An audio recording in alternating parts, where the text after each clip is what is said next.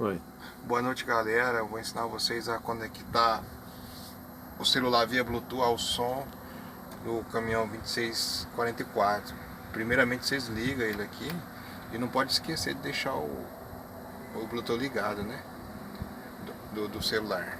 Aí vocês vão aqui, apertam uns 3 segundos. Aí viu? Ligou. Agora ele tá procurando. Segura aqui de novo aqui, ó.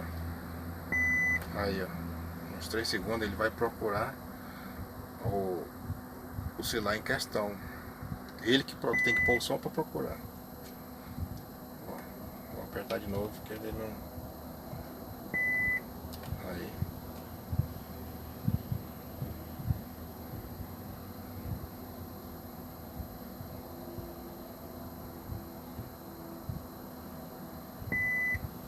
Ó, apareceu, né? Olha o que vocês fazem. Vocês vêm aqui, ó, aperta e segura.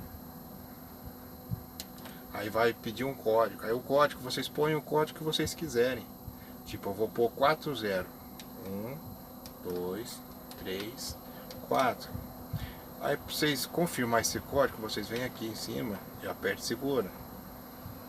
Olha, aí no celular já aparece aqui, ó. Aí vocês vão aqui, ó, só põe o 40. 1, 2, 3, 4. E dá o OK.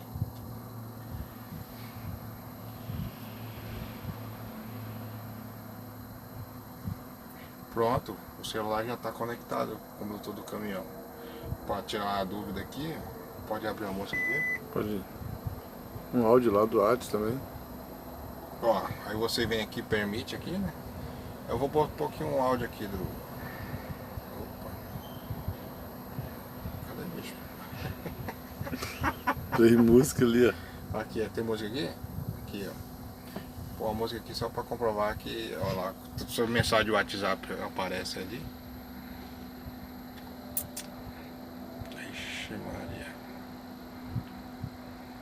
Aqui, eu vou pôr isso aqui. Pôr muito pouco, porque senão o YouTube vai bloquear.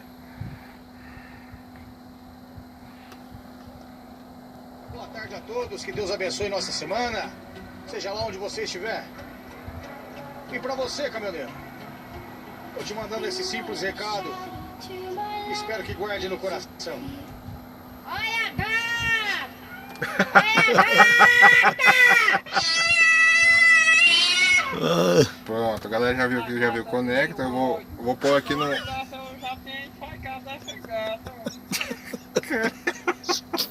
Pronto, galera, já viu que ficou bom, né? Obrigado e espero que alguém, quando assistir o vídeo, pelo menos curta, né? Eu nunca pedi pra ninguém curtir o vídeo. Tchau, obrigado!